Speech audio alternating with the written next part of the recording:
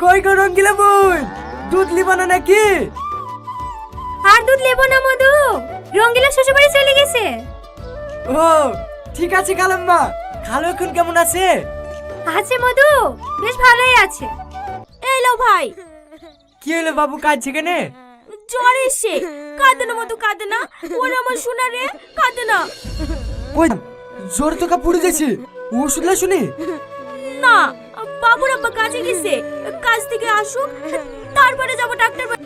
সে কখন কাজ থেকে বাড়ি আসবে তার না ঠিক। এই তো দাসপাড়ার ডাক্তার বাড়ি, ফট করে গিয়ে ওষুধ ডালি চলে আসো না।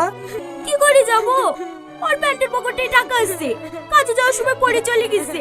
ডাক্তার বাড়ি গেলে ধারে ওষুধ দেবে নাকি? টাকা নেই আমাকে বলবো তো? সত্যি ভাবি, তোমরা আমাকে একবারই পরপর ভাবো।